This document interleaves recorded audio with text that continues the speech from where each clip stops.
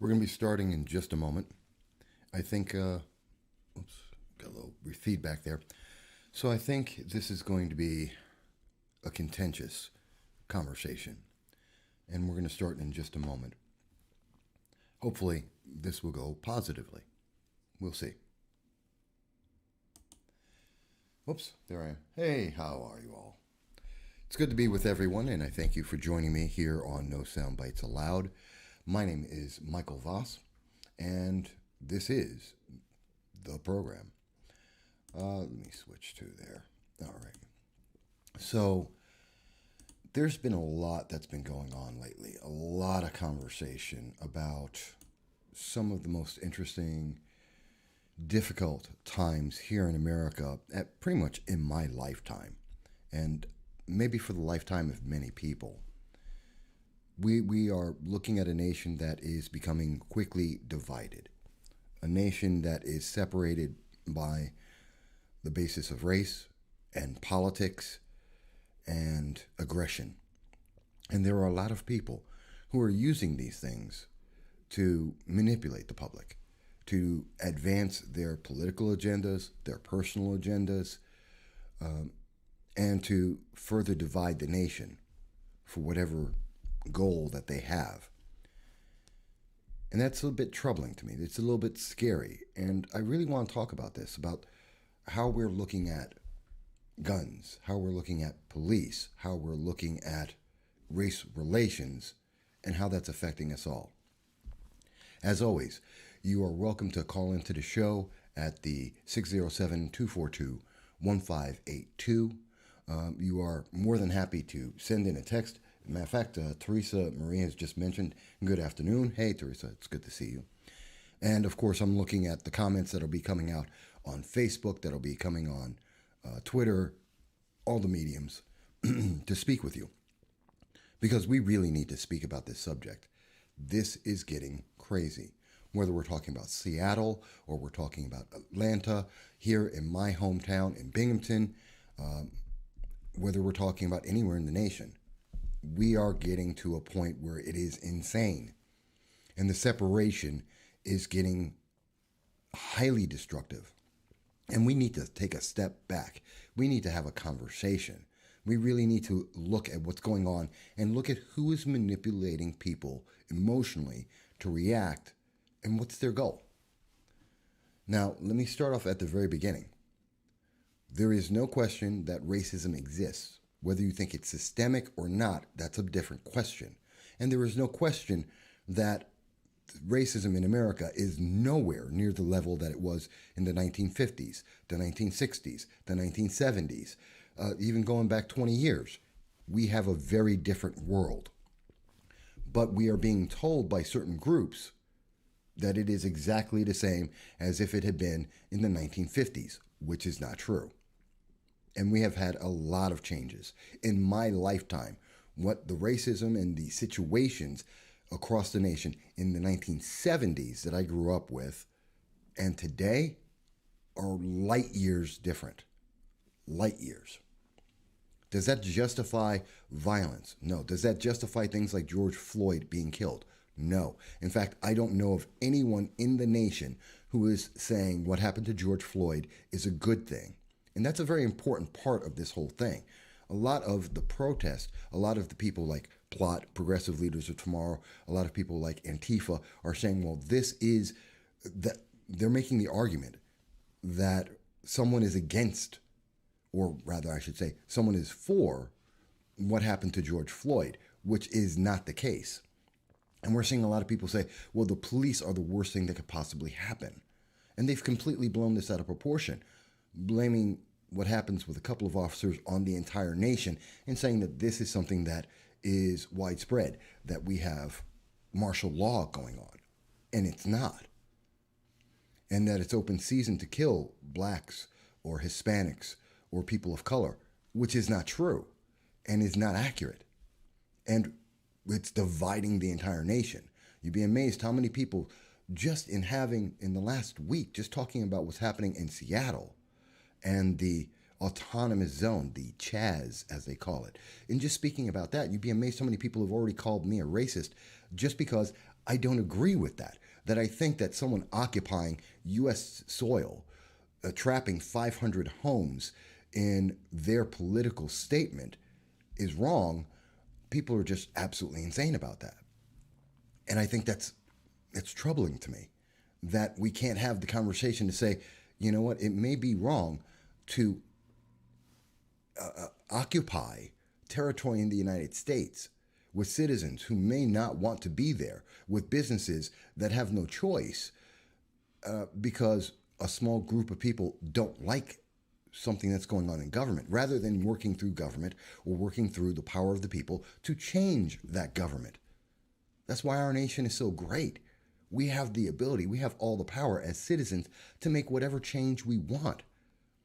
And yet, we have individuals who are taking arms, who literally have armed themselves to take over territory in America to force their will on others. That's not democratic. That's not the American system. It may be a socialist system, but it's definitely not the American system. So I want to talk about a couple of things that have happened here. And let's really try and calmly put this into perspective. Let's really think about this. I want to start off with one of the things that really struck me and stood out. And, oops, there it is. Just 3 days ago, Biden came out and Joe Biden made a statement that the effect of George Floyd on the nation, his death, has had more of an impact than Martin Luther King's assassination. And you can see this article, and it was in Forbes magazine on the June 11th, talking about this. And I think it's just absolutely ridiculous. I think it's insane. To try and equate the two are very different things. But it does create a certain kind of mental image. It does create a certain kind of emotional image. Many people, like myself, grew up in the aftermath of what happened to Dr. Martin Luther King and the impact he had, and also the death of Malcolm X and the impact he had, and the way that their deaths changed the landscape for everyone in America and changed the view of race relations in America for the better. Sadly, their deaths were the key, but we improved the nation for everyone. But I can tell you, George Floyd is no Martin Luther King. George Floyd is no Malcolm X. Not in any way. He was never trying to improve the lives of others. He was trying to improve his own life through questionable means. That doesn't mean he should die or that he should have died in the way he did, but it does mean he's not the same. And to equate him and Dr. Martin Luther King or Malcolm X is absurd. But we have a nation where we have immediacy of media. We have emotions that are inflamed. And in that respect, well, maybe they're the same because people have been pushed to a point of, well, I think absurdity. In fact, one of the things that's led to is, as we can see, just a few days ago, back on June 8th, in Minneapolis, we had members of the city council saying, well, we have to disband the police department. Part of a movement that we've heard of people saying that we need to defund, which is the same as disbanding the police force. Now, some people will say, well, no, they're just trying to cut the funding of police departments and to create new things like mental health workers. Instead of sending police to events, they're going to send mental health workers, which I think is kind of stupid because mental health workers don't do what police do. Police don't do what mental health workers do. There is a separation. There's a reason why they have different jobs and duties and responsibilities. And mental health has its place, and it's fine to try and get more of that. But it definitely does not have the same thing as police. I mean, when you're talking about someone being raped, do you want to have a mental health worker there, or do you want to have a police officer there? When you're talking about someone who, domestic abuse in a home, do you need a mental health worker there or do you need a police officer there? Quite honestly, it's not going to help having marriage counseling at a domestic abuse situation. You need a police officer there. There's a crime that's committed. You need to enforce the law, not mitigate people's emotions. At least that's my way of seeing it. And maybe there are times where it could go the other way. But to say, let's get rid of the police because they are ineffective is a lie. There have been many, many reports over many, many years that have shown us that the police department actually almost never draw their guns, almost never take out their batons. There's very few physical interactions with police. I mean, think about it. Across our nation, there are hundreds of thousands of police officers. There are 330 million people in America. Some 14% of them or so are black. Another 14 to 17% of them are Hispanic, as well as all the other different groups. And I can tell you, and you can see, the data is there. Almost none of that results in violent interactions. Some of them do. Very, very few. Almost none. But this is the emphasis of our nation right now. And I'm kind of saddened because what we really, in my opinion, what's the bigger threat? Black on black crime. Crime fueled by drugs and violence and lack of education and lack of intelligence. And I say intelligence because there are a lot of people in the black culture who directly reject education and see that as selling out and think that crime is the alternative. And if you have that culture, you're not going to have a very positive community. Maybe I'm a radical for saying that. Maybe that's a terrible thing. But I think that's one of the problems. And if we want to really deal with this, we need to deal with the root causes. And it looks like the video's chopping in and out because the internet's giving me, I love it. When I deal with certain very serious issues, sometimes the internet, Facebook, will block this. So I hope everyone's getting a chance to see this. I can't guarantee. But the video will be available. You know, two-thirds of America oppose defunding police. And I think that's the right thing. Now, there are some who want to equate this and say, well, if you're not willing to defund the police, then you're some kind of racist. And there's racism. And I disagree with that because they're not the same thing. Saying that I don't want anarchy, that I don't want roving bands of socialists running around the nation trying to control things is not the same thing as saying that we can't improve the police, that we can't educate and train the police better, that their interactions cannot be more amenable, that we can't enforce the law in a better way. Those are not the same arguments. But when we say we want to defund the police, really?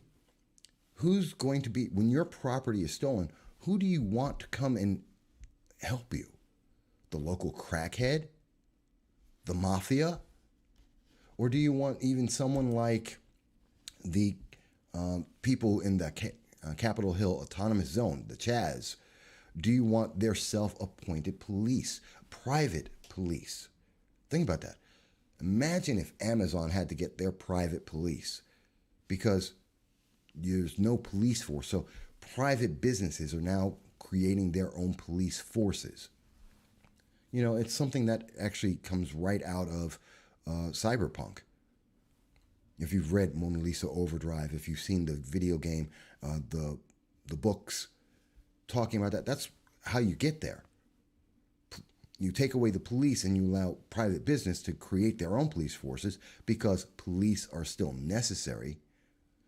And then you get that insanity. And you have roving bands like at the Capitol Hill Autonomous Zone. And this article, by the way, is coming from a Hot Air. It was published on June 10th by John Sexton. And you can read it for yourself. And in there, they're talking about how one of the situations where the autonomous zone, run by Raz Simone, a rapper of some repute, goes out and violently enforces his own code of law in this autonomous zone. And you can read about that, and I think a lot of people, well, most of the major media isn't talking about this, but it's something that's happening, and definitely something that is worth talking about. It's something that needs to be talked about. We have individuals who are going out there and they're making up their own laws and they're using their own force. And they have guns and they have machetes, they have knives, and they are roving bands who are using their force to put in their will. That's dangerous. That's dangerous. That's not a rule of law that we've all agreed to. That is an overlord or warlord imposing their will. And the answer to this, and the reason why they're doing this, is because, well, it's good for you. I mean, that's one of the most terrifying things I've ever heard. It's good for you. We're doing this for your good, to help you out. Really? Having an autonomous, separate group of people who are just violent and have their own will and have their own ideas about everything, decide that they can just randomly run around and use force to beat people into submission, there's no law there. That's anarchy. That's not good for America. That's not good for any government. That's the worst kind of situation. And it's terrifying me. But we're told this is the good thing. This is a positive. We're seeing people over in Asheville, North Carolina, trying to duplicate what's happened in Seattle. And what's happening in Seattle, let's really look at that. And by the way, at the end of this, I'm going to include all the links so you can read this yourself. And there are many stories that are very similar to this that you can read for yourself about all of this. But we know that police in Seattle, they're trying to get back into the police force. Why? Why are they trying to come back in? They're being called to go back in there because there's so much anarchy. There are so many problems going on in there that, according to Yahoo News, as it was reported, the police chief is talking about, this is Police Chief Carmen Best, who's going into, one, she didn't want to leave the public. And more importantly, she goes on to talk about how calls for service have tripled. That they're trying to find a way to get emergency calls in and responses to rapes and robberies and violence and extortion. That's the autonomous zone of Seattle. That's the CHAZ. That's the reality. That this is an area where rapes and robberies and violence is occurring, where extortion is happening, because there is no rule of law. There are just roving bands of people who are enforcing their will on everyone else, whether they like it or not. And we have to deal with that reality. That is far worse than the kind of police abuse that we're being told this is being done for. The reason why Seattle got taken over, has been occupied by enemies of the state, which is a treasonous action, by the way, is because they're trying to make a better world. They want it to be more fair. And their answer to fairness is more brutality, more violence, more crimes than existed before they got in there, before they decided to put their version of law into effect. That should terrify everyone, because this is what they are looking for. The people, the groups that are looking at this, we're talking about progressive leaders of tomorrow, otherwise known as PLOT, ANTIFA, the far fringe left, not the average Democrat, not even the average progressive, but the extremists. They are willing to do anything to take control. They are willing to use any power to take over control. And they are using the excuse of your emotions to be able to enforce that. And the nation is going crazy. And you say to me, well, Mike, that's not real. Antifa, which has been labeled a domestic terrorist organization, they are a terror group. They use violence and force to push people, to make people submit to their will, which is wrong. That is not an American way of doing things. It is a North Korean way of doing things. It is a Chinese way of doing things. It is a Russian way of doing things. And when I say that, I mean the governments, not the people. That is violence, and that is wrong. And when people tell me, well, those things don't exist, okay, I will give you a very simple answer. Here is the Facebook post. By the way, Progressive Leaders of Tomorrow in Binghamton, they either blocked me or they've taken down their site. The Roderick Douglas, who is also known as Messiah Andrews, he's one of the leaders of the organization, Progressive Leaders of Tomorrow, has either taken down his Facebook page or has blocked me. So he's trying to hide himself from the public. But I did find Chris Norton, who has publicly put on his Facebook page, this is public, I'm not outing anyone, he put it up himself, he is a member of a member of Antifa. When people tell me Antifa doesn't exist, they're not here. They're not doing that. Hello, here is the June 7th announcement by Chris Norton that he's working for Antifa in Binghamton, New York.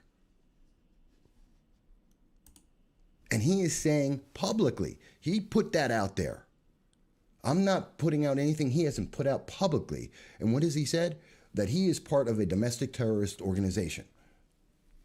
And when people tell me, well, that's just not that bad. Yeah, that's not that bad, except they're making demands, as shown on Facebook. Black Lives Matter. There's the reason why they can do this, because this is for black people. This is for black people. They are having rapes and robberies because it's for black people. It's for George Floyd. And I don't see the connection.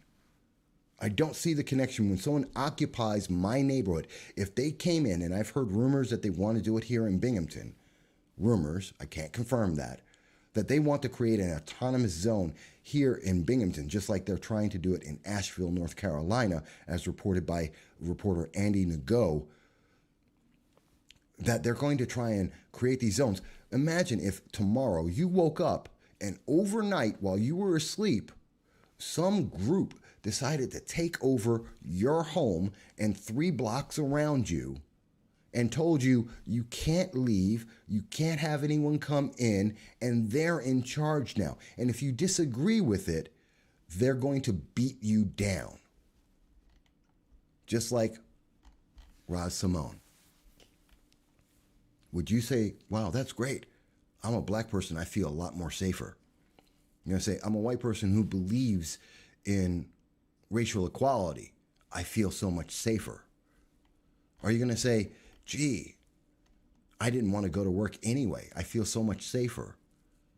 Or are you going to say, this isn't right. This isn't American. This isn't the way we do things. Which one are you going to say?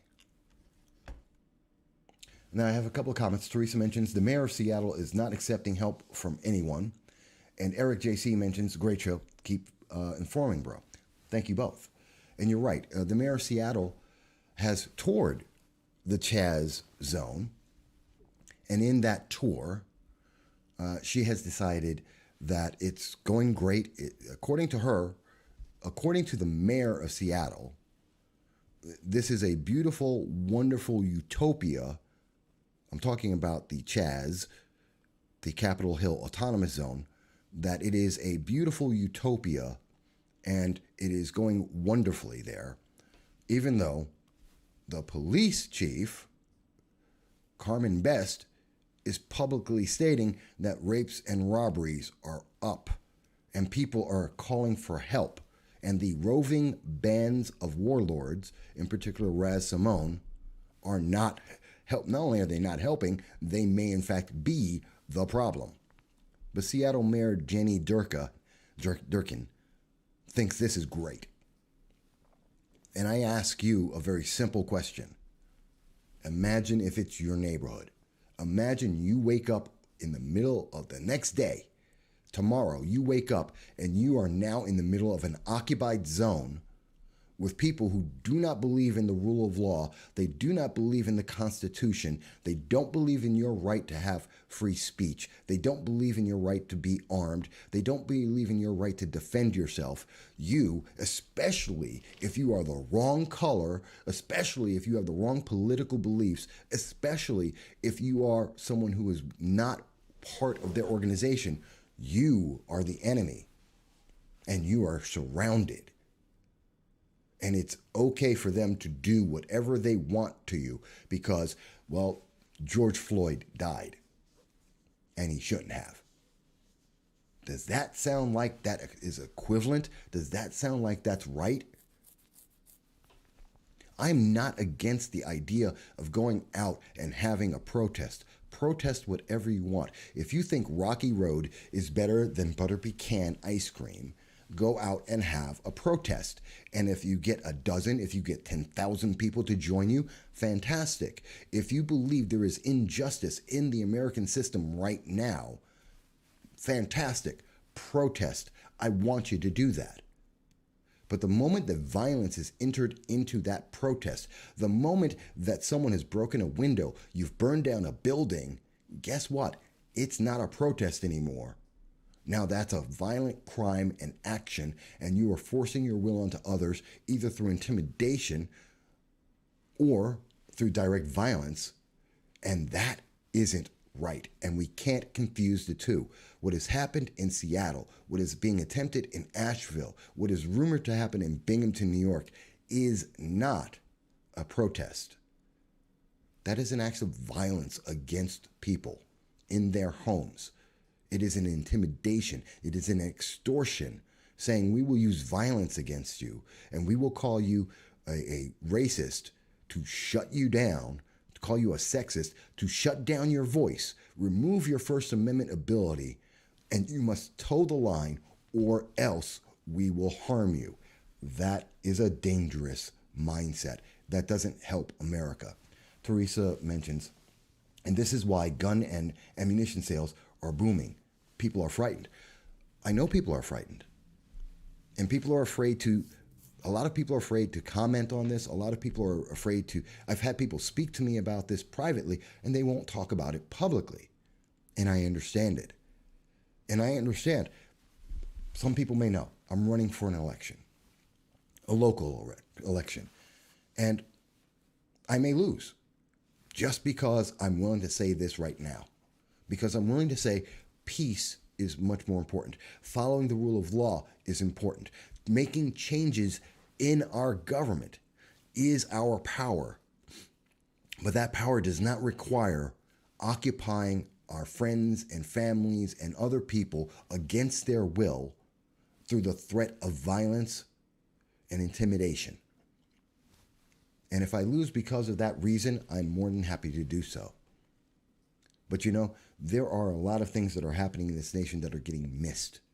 When we hear things like Joe Biden amping up the emotional impact of this, saying that the reaction to George Floyd is, why is my screen not coming up? Is more important than what happened with Martin Luther King or Malcolm X. That's a false equivalence. And it's meant to only emotionally manipulate you. It's only meant to try and make you feel something that isn't accurate, to get a political advantage that you would not give them normally. So I'm not surprised that people are afraid. Hey, I'm not surprised that people are afraid when we see that a domestic terrorist organization, ANTIFA, is now having people announce, and this is a secret organization, their members almost never reveal themselves, which is a problem. They're a secret society a violent activist secret society.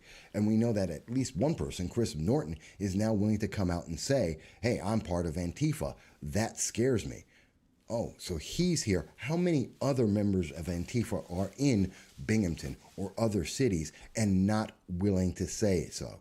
How many of these people are out there, and what are they plotting to do? What are they willing to do? We have seen Antifa destroy cities before, across the nation. What are they willing to do to you? I know what they're willing to do to me. I've had the threats before for many years now, and my answer to those threats are, I'm still here, I'm still speaking, and I'm not afraid. Does that mean they will use violence against me? Maybe. But I will stand up because we need to. And as they make their demands, who is Plot?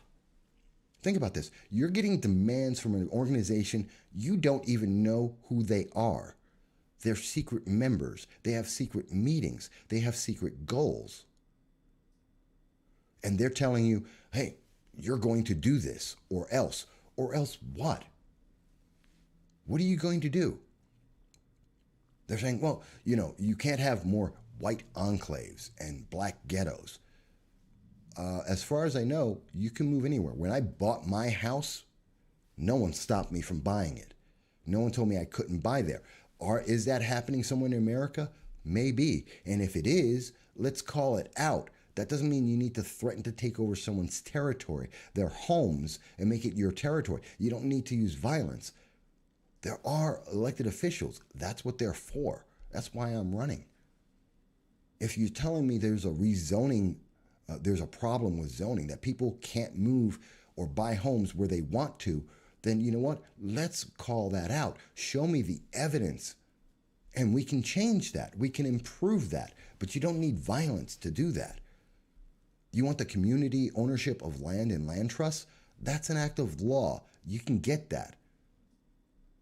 If all you have to do is have a vote, it doesn't require threats of violence. Enforcement of anti-discrimination laws. By the way, they spelled that wrong. Enforcement of anti-discrimination laws. Guess what? We can have that. The laws exist.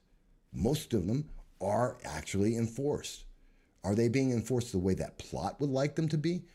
Maybe not. But then again, Plot is an extremist group that believes in fear and violence. I don't know if we can enforce anything the way that they would want and not cause more problems. They want more housing for low-income families. We're trying to get that. And we are building that.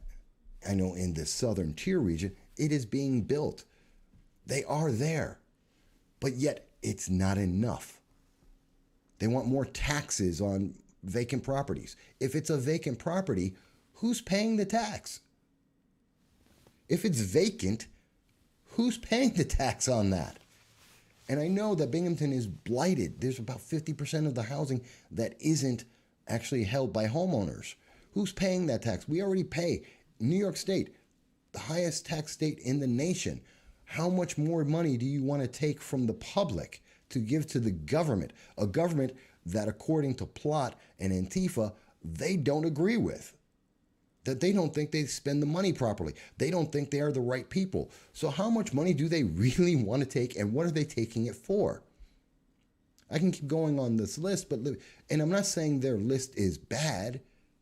I'm saying their method is definitely bad. I'm saying there's questions about what they're talking about, because I'm not even aware of most of these things, or some of these things, actually existing as problems, even though they claim they are, and their justification is 6% of Broome County is black.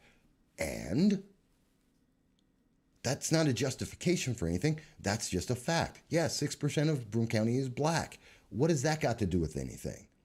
32% of those accessing emergency shelter in Broome County are black. Are you talking about homeless people? Are you talking about women who are under domestic abuse? Are we talking about people who are drug addicts and trying to recover?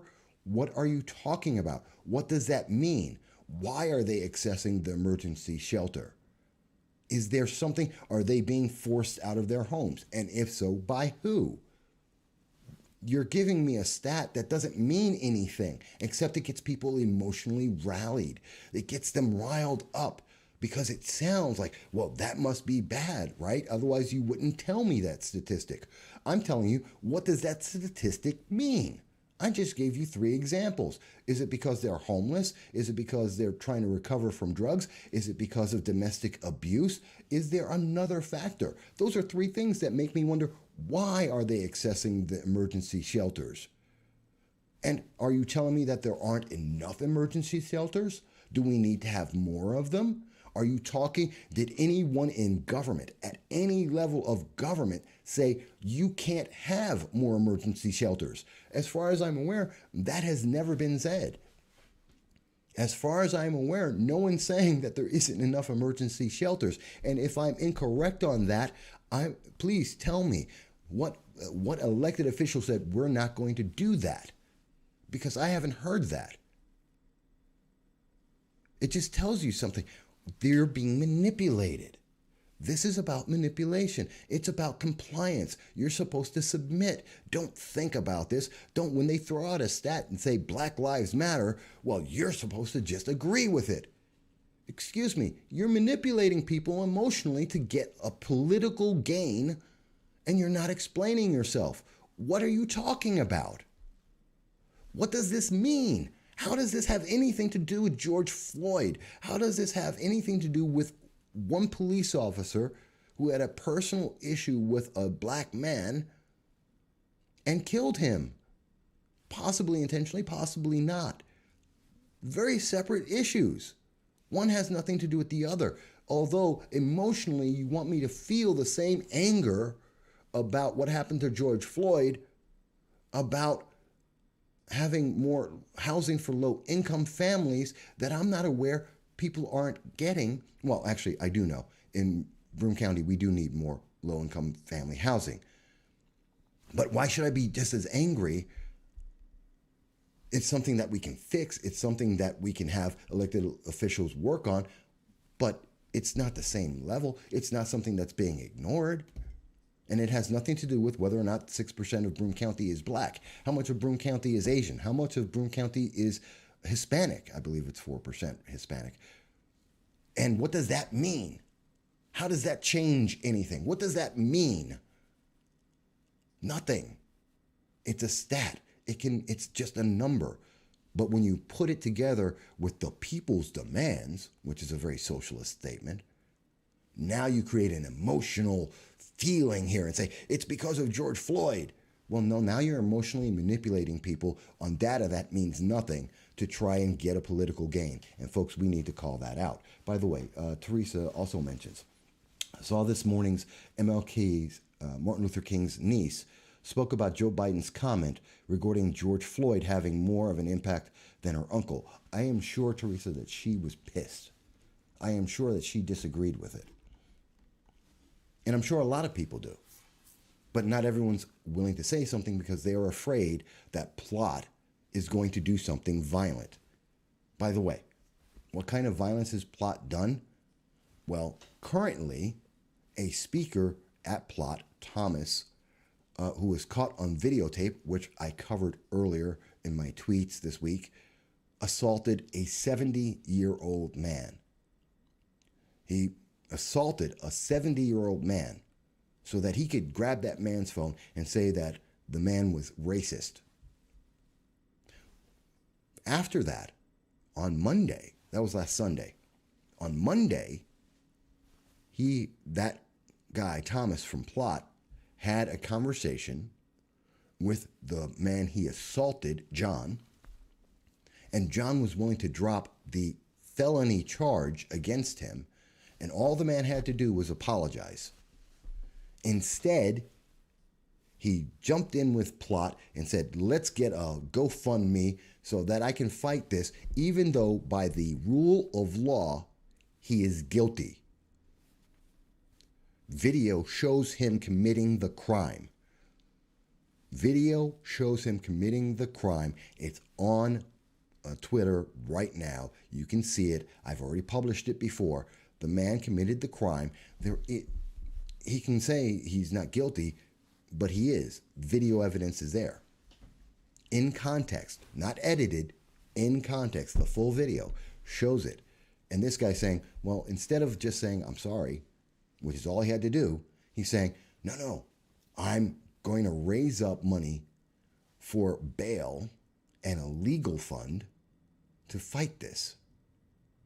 And by the way, the lawyer is from Plot that he has, who has volunteered to take the case, apparently, free of charge. So why is he raising up money for a legal defense? I don't know. Who's controlling the money? Is it Plot? Quite possibly. Why? These are questions we need to ask. We need to stop being swayed and saying, and this is all under the idea that, well, the police are violent. Police everywhere are against, they're racist. And that's why a black man assaulted a 70-year-old man at a Plot event to call that white man a racist and is now being charged with felony because he committed a felony crime. How is that connected? I don't know, because I don't see the connection. He didn't like, Thomas from Plot didn't like what that old white man had to say about Plot. So then he assaulted him. And that happened.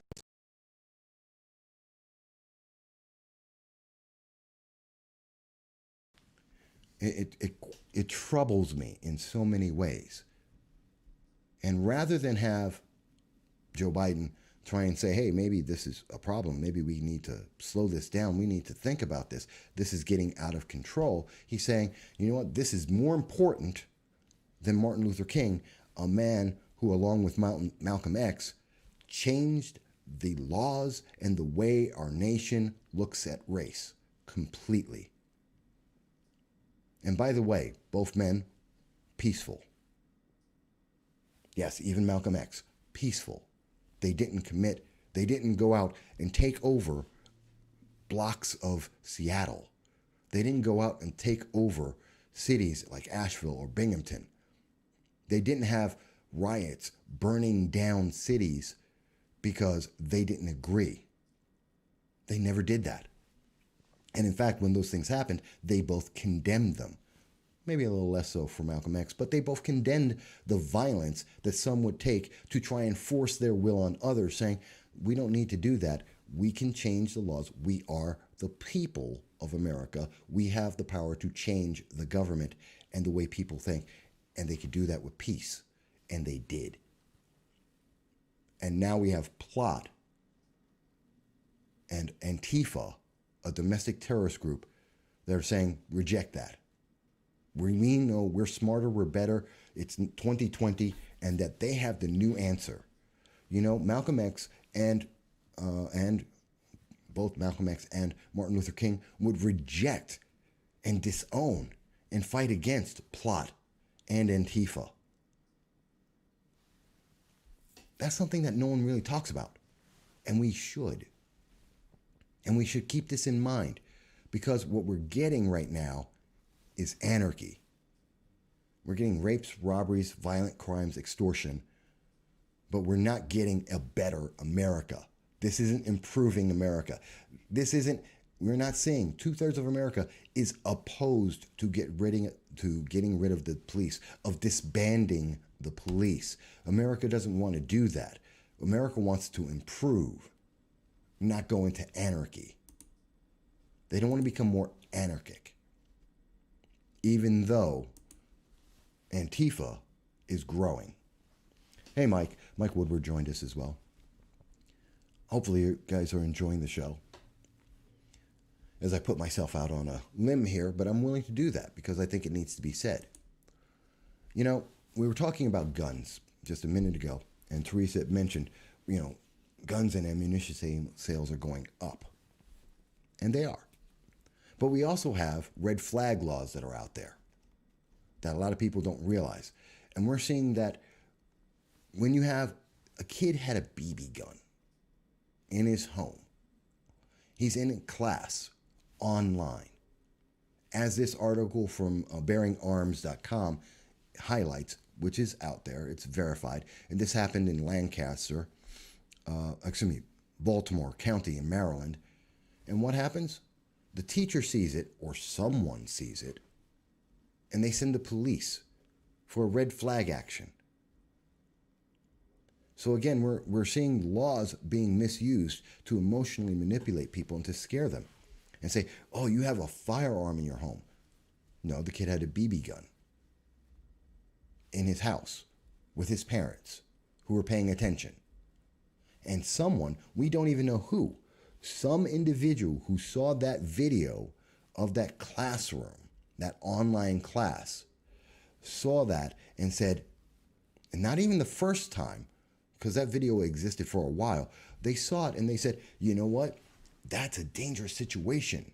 The kid, who's perfectly okay, had the police come in, and I'm sure it's very intimidating to have the police come in and do a red flag intervention saying you've got guns in this home. Your 11-year-old son has a gun. We need to go into your house and take things.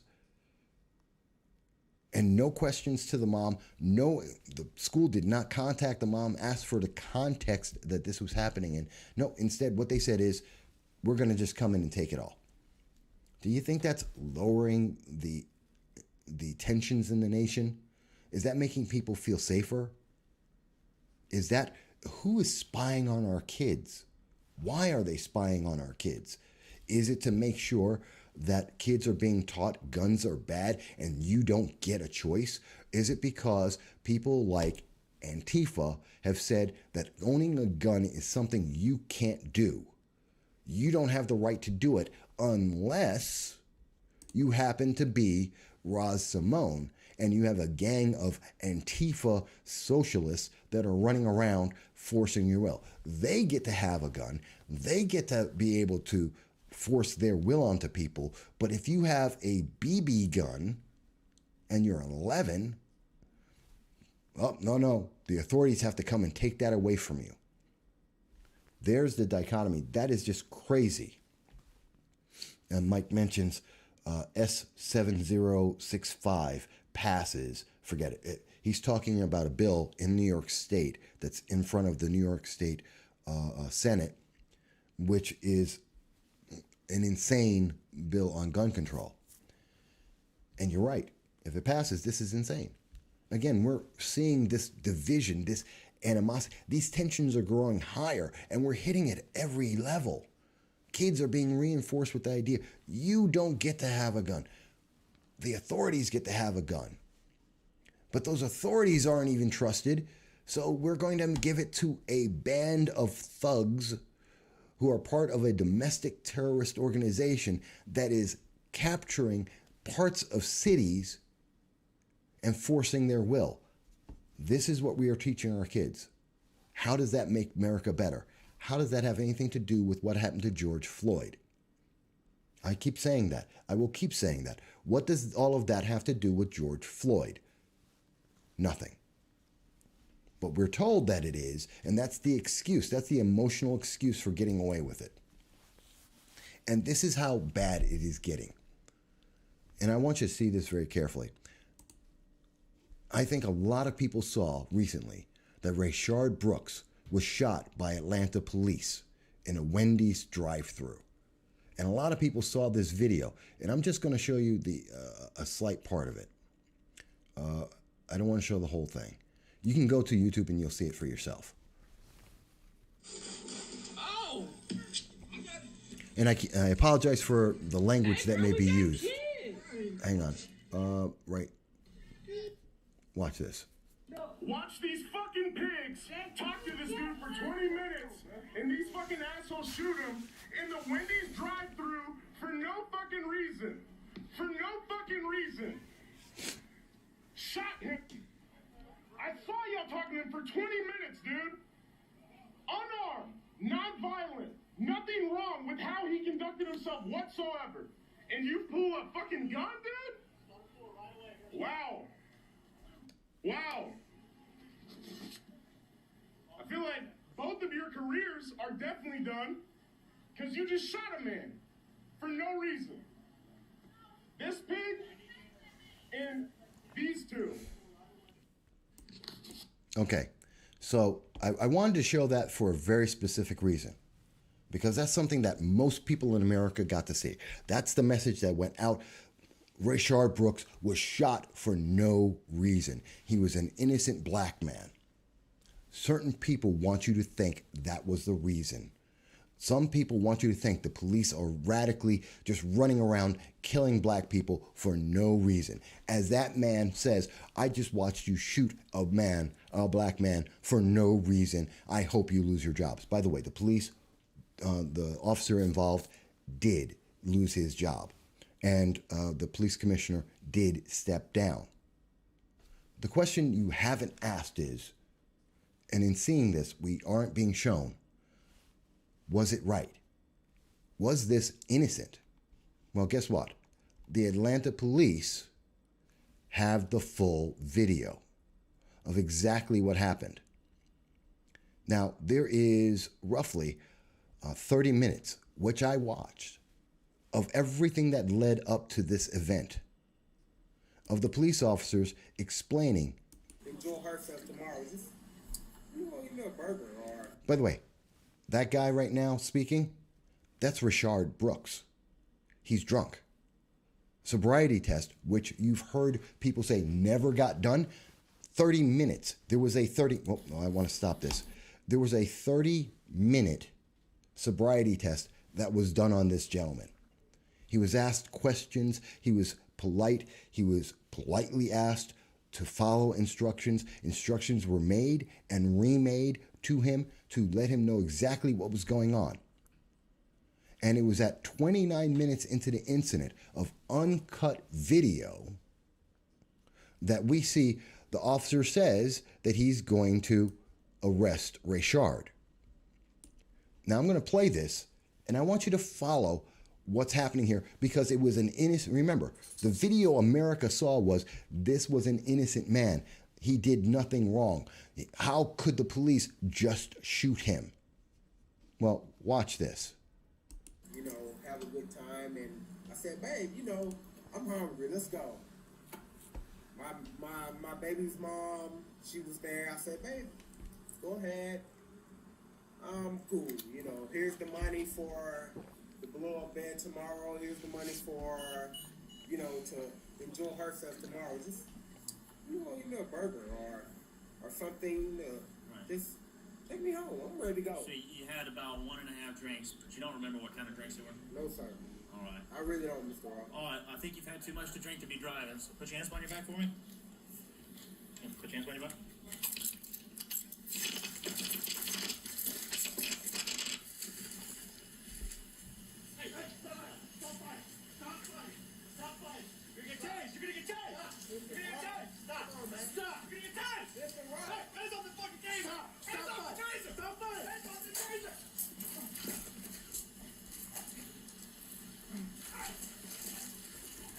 Okay, I'm going to pull this back again. I want to show you this scene again. It's at 29:25 in the video. It's powerful. Let me show you again. Sir. All right. I really don't, Mr. Ross. All right, I think you've had too much to drink to be driving. So put your hands behind your back for me. Put your hands behind your back.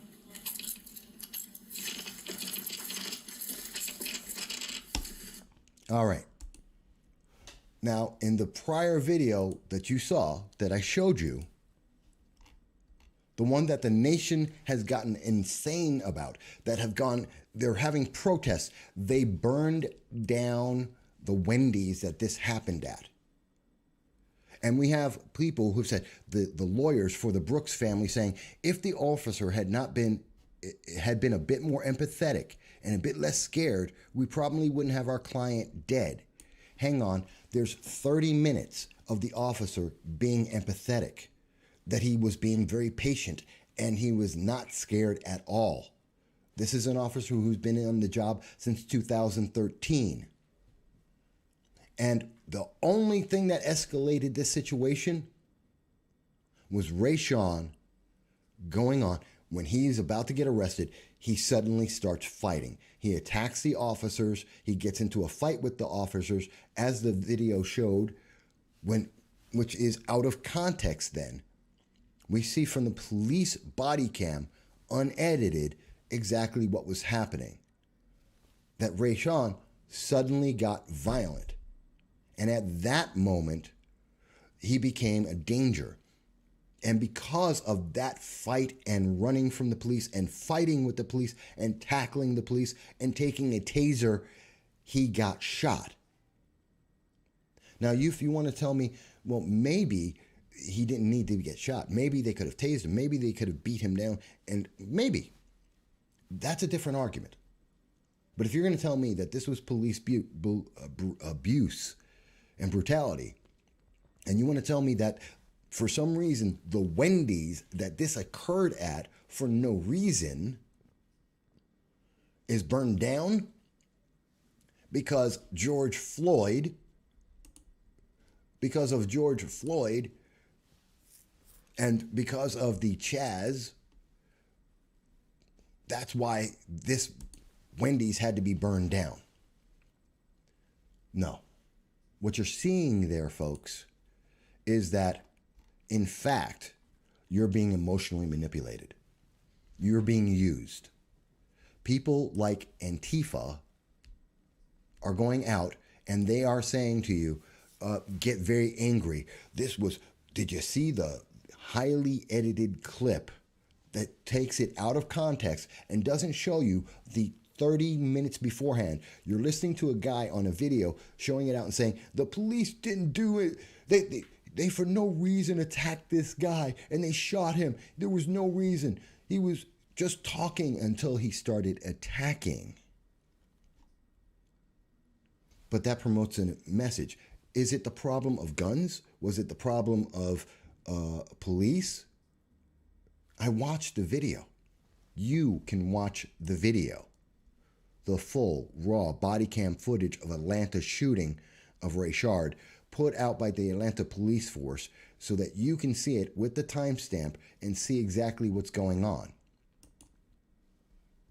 And I think if you watch that and you see that result, and then you go back to the prior video, which shows them fighting with the police as other people started, people didn't start recording that until after he started the fight. And if you see that, you're going to tell me that this was police brutality? Not really. Was the end result more brutal than it needed to be? Did Rayshard have to die? Maybe. Maybe not. But I can tell you this. I can tell you that Rayshard was not some innocent man who didn't do anything and the police identified him as a black man and just attacked him. By the way, why did this whole thing start? Because Rayshard was drunk, passed out in the drive-thru lane at the Wendy's, and the police came over to see if he was okay and did a sobriety test. Did it have to go there? Maybe not. But if you're telling me Rayshard was some innocent black bystander that police just decided to kill, you're lying. You're being lied to by groups like Progressive Leaders of Tomorrow, like Antifa, like the people at the Capitol Hill Autonomous Zone and Raz Simone, who have a political advantage. They have a goal. They have an agenda, and they're using emotions to take care of you. And they're telling you that you don't have the right to question them, because even if you have a BB gun, they're going to use the very same laws they're telling you that they don't want to follow to go and take away your ability to protect yourself, so you must submit to them. Tina DeBella mentions, replying to Teresa Marie, that people are getting prepared. We can see what is happening and will be our own police if need be. And I hope it doesn't have to become that. I hope it doesn't have to go there, because that would not be good for everyone. That's a problem. We have a legal system that I believe more often than not, 99% of the time, our legal system works. And we know that because if you look across the nation, if you look at it, 99% of the time, people don't get shot by police. Sometimes they do. And I've seen, I had a recent video. Someone was sent to me about a shooting of a white man by a white police officer in a hotel because he had a BB gun, and he didn't listen to the police. And the Young Turks showed edited video, just like this edited video, that was meant to get people excited and make them believe that this is bad. The police are bad. That's what that video is supposed to make you understand. You should be angry, even though it's not giving you the context of what's going on. And you know what? The Young Turks did the same thing. They showed a highly edited video,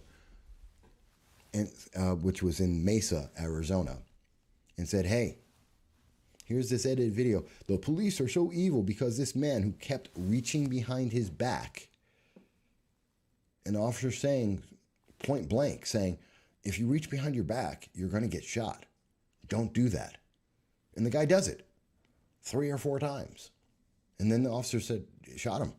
Now, should he have shot him? Maybe, maybe not. Was it worthwhile? Maybe, maybe not. Was it the right thing to do? Maybe, maybe not.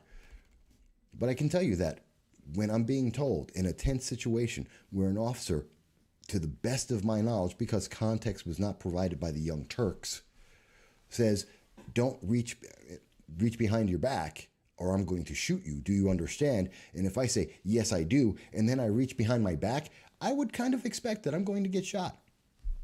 By the way, I have had police officers pull guns on me before, more than once in my life. I can tell you that they were wrong in each and every instance that they did that. I'm not shot. I'm not dead. In part because when the police said to me, don't move your arms, I didn't move my arms. When they said, don't do something threatening, I didn't do something threatening. Now, did they need to pull their guns on me? No. Was it a police abuse? No. Was it an overreaction? Absolutely. But you know what? It's how you react to that. I didn't suddenly become Rayshon Brooks and decide I want to get into a fight with the police so that I can get shot. I'm not there trying to do something that the police have directly said, don't put your hands behind your back. I don't know what you're doing. I will shoot you if you do that. I didn't suddenly then go and put my hands behind my back. Some of this is logic, but in this emotional environment, when we see some people, and mind you, these are 2 cases in a nation of 330 million people with several 100,000 police officers in the nation every day, 24 hours a day. And you want to tell me that this is happening every day, everywhere, all the time, just no one knows about it? I don't think so. Does it happen sometimes? Yes. But should we allow these people to go around like the Capitol Hill Anonymous Tone, the CHAZ in Seattle, trapping hundreds of American citizens against their will to rove around as a band of thugs with guns, beating down people because they don't like what they do, and that's supposed to be the answer? You know, the free zone in Seattle, where they don't like borders for America, so they built a border. They don't like police. They have a roving police force. They don't want people to have ID checks, except you need it to get in and out of that zone. And if you do something that they don't like, not because it's a law, but because they just don't like it, they will beat you down. This is dangerous, folks. And it's not about guns. It's not about police. This is about groups like Progressive Leaders of Tomorrow and ANTIFA, who are in your neighborhoods, who are trying to create zones like in Seattle, like they're trying to do in Asheville, like is rumored in Binghamton, New York. And they're doing that for the simple reason of trying to make sure you comply. They're using it to take advantage of you. And let me say it again. Groups like Plot, groups like Antifa are the same as the people in the Capitol Hill Autonomous Zone who want to use force to make you submit. Now, what is our answer to that? I don't think the answer is more violence. Is the answer partially helping to train the police better? Yeah. Is it defunding the police? No. No, it's not defunding the police. The answer is somewhere in between there, but it definitely isn't giving more power to domestic terrorists like Antifa. It's definitely not like giving more power to people like progressive leaders of tomorrow who are using emotions to manipulate you to get more power for themselves. By the way, this is why I can't go to Plot or Antifa events. Besides the fact that they know who I am and they won't allow me to go there and they block me on a regular basis, the fact is that they will attack me just like they attacked a 70-year-old man, John, because he was there. Because they don't like people being told how violent these groups are and how wrong they are and how they are emotionally manipulating the public. And they have called me a racist because I'm willing to tell you what they're doing. And they have called me a racist and far, far worse, and trying to manipulate an election because they don't agree. You know what? If Plot wants to go and have a march tomorrow, fantastic, go for it. If you're peaceful, it's okay. And by the way, it's part of the Constitution, the right of the people to peaceably assemble. Look it up. When you add violence, I'm talking to Plot, I'm talking to Antifa, then you're wrong. And I don't agree with domestic terrorists. Tina's responding, make a secondary Facebook profile and keep watch on them to see what's going on. No, I have many people who do let me know about what's going on with Antifa, Plot. I get their newsletters. I get a lot of the stuff that they're doing. Surprise, surprise, guys. Yeah, Plot. Yeah, Antifa. I do hear about some of the things you're doing. I get your emails very often because people provide it to me. Because whilst many people don't want to be the one to step out and be the voice saying, I don't agree, I am willing to do so.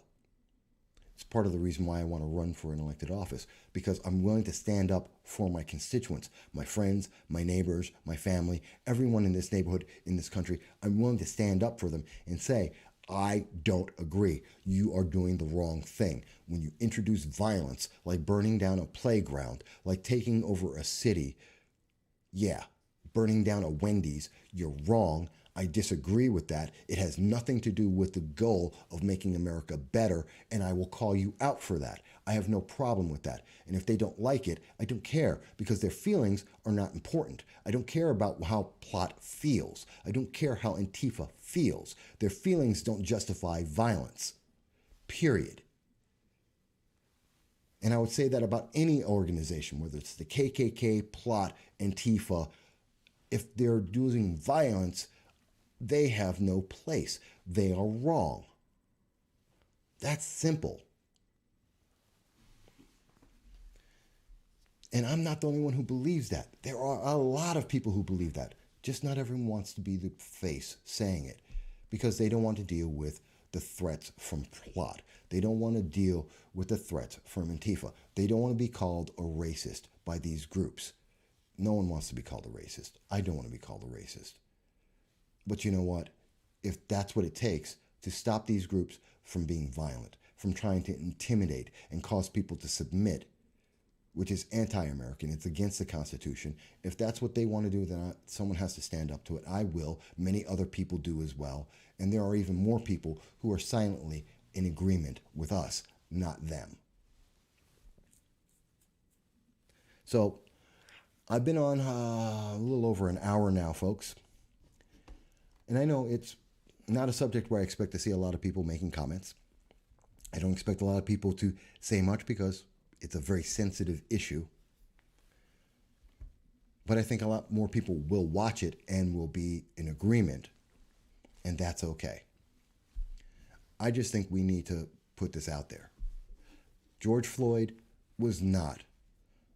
What happened to him and the reaction to it is not greater than what happened to Martin Luther King or Malcolm X and the reaction there.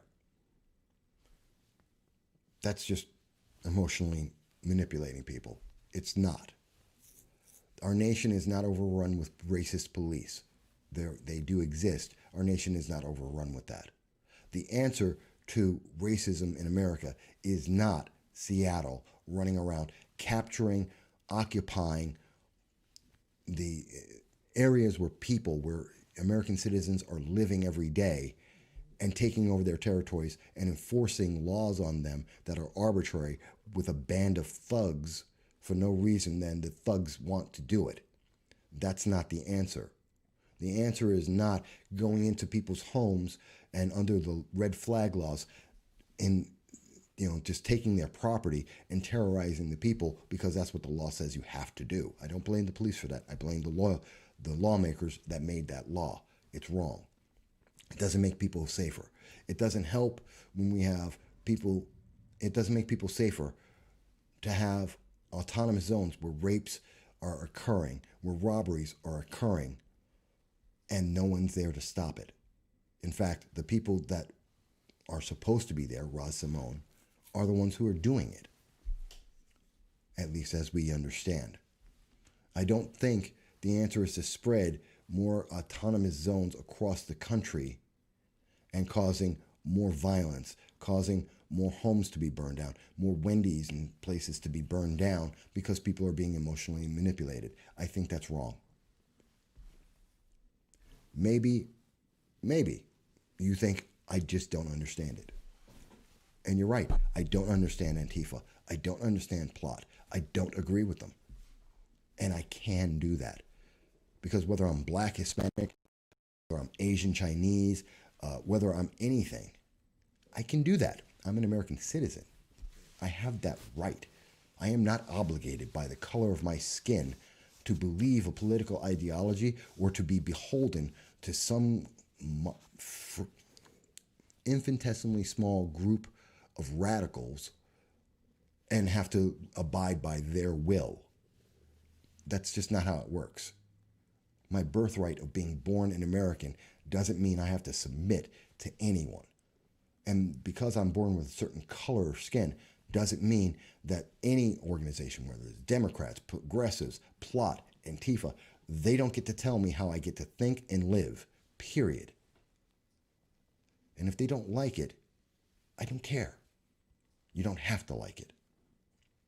But you know what? I think more people in America tend to agree with me. I think most people in America agree that 2/3 of us don't believe the police need to be defunded. That doesn't mean you can't improve things, but it does mean that Antifa and plot and the autonomous zones made by these fringe groups aren't the answer. So with that said, folks, I've been on for about an hour and 15 minutes. I'm a little tired. I'm very angry. I did the show a little early. Please, if you agree, if you enjoy it, share the video. I'm going to include all the links of everything I've been talking about so you can see it for yourself. Especially, I suggest check out the video of the Atlanta shooting incident with Rayshard Brooks that has been released so that you can see the truth for yourself and make your own decision on it. That being said, I want to thank everyone.